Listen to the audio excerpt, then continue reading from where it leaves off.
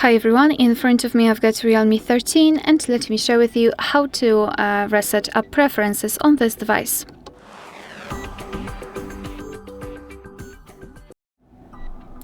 So let's begin with opening the settings, and here we have to scroll down to the very bottom to find the system.